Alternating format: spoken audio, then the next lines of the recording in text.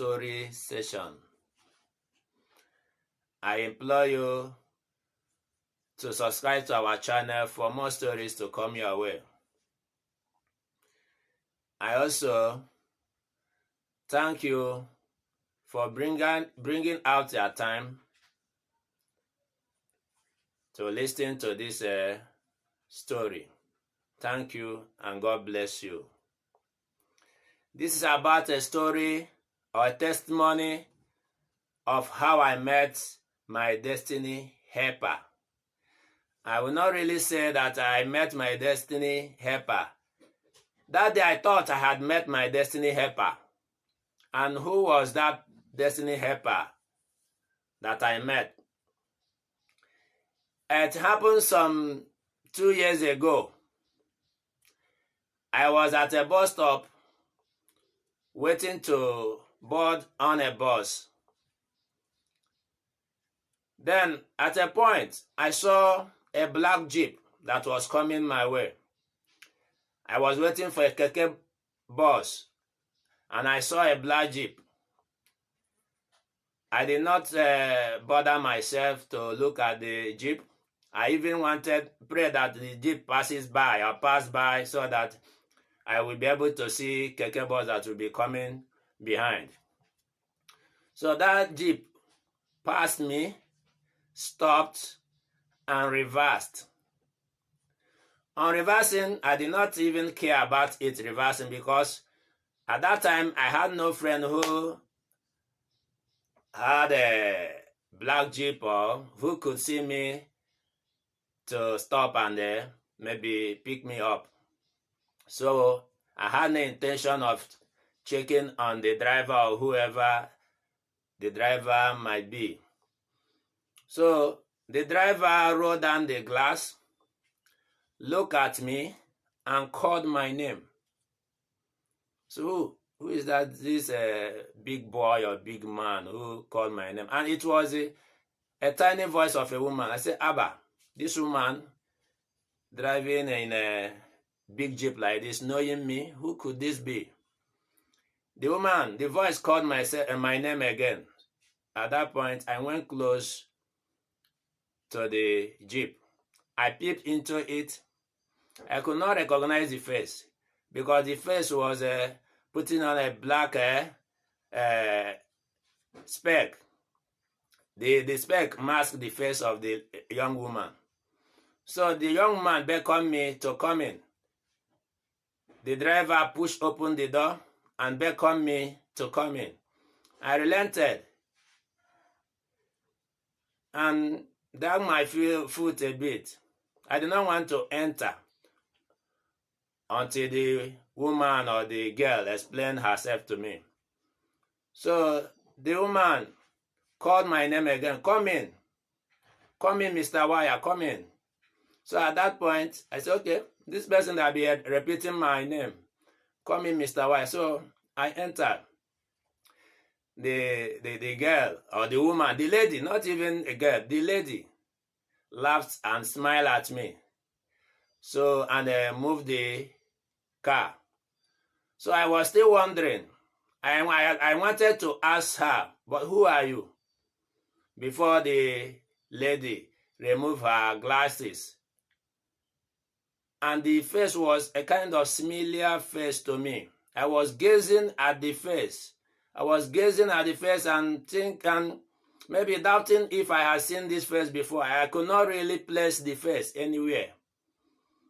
So the lady smiled and said to me, I know you have forgotten about me. I am Chinasa. See, Chinasa? By that time, I had no friend or a lady friend who went by that name, Chinasa. But something in that face, something really told me that you knew this person from somewhere, but I could not place it. So at a point, he asked me, do you know any Chinasa Onyara? I said, Chinasa Onyara? I thought it was a joke.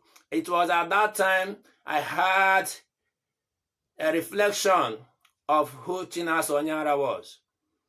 It was a kind of a playback to my memory.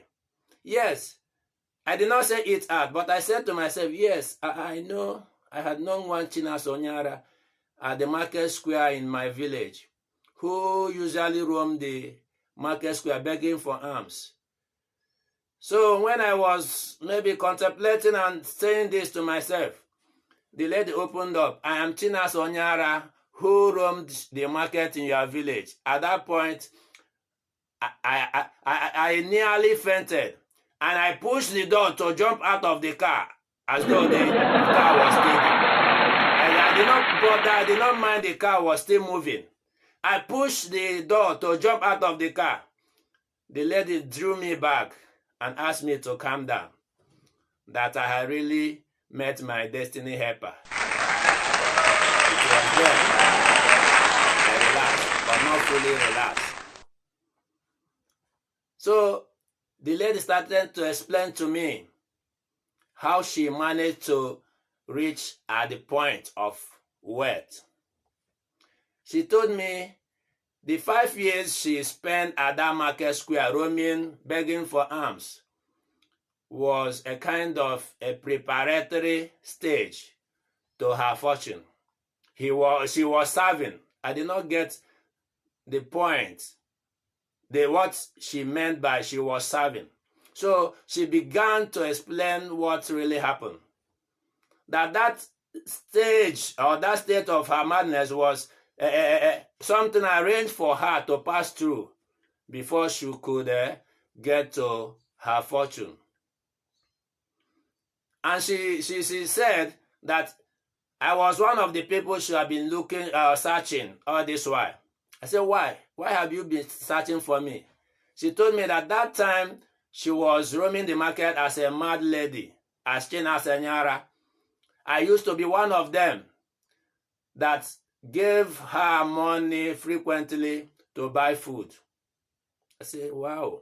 I was still wondering where she was heading to. So she told me, now relax, my man. You have seen your destiny helper.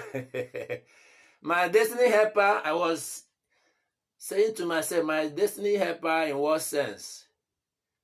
So that could it mean that she would want me to maybe pass this through the stages she passed? I was still wondering what she meant by destiny helper. I was still wondering the possibility of asking me to maybe get myself prepared to pass through such stages. So I told her, sorry, stop. I've got to the place I wanted to stop. So she stopped the car and had wanted to engage me in more discussion before my phone rang.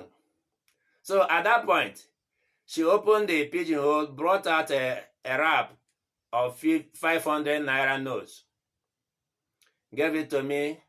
She told me, this is 50,000 naira, manage it for today and tomorrow. Next tomorrow, give me a call. She wrote her phone number for me. She told me, just use this 50K for today and tomorrow. Next tomorrow, give me a call. I will surprise you with more money. And also, I would like you to meet some of my friends. I will like you to maybe be part of what is happening. So, another thing she told me, she said it in Igbo. Onye m ụzọ ka a na-eso.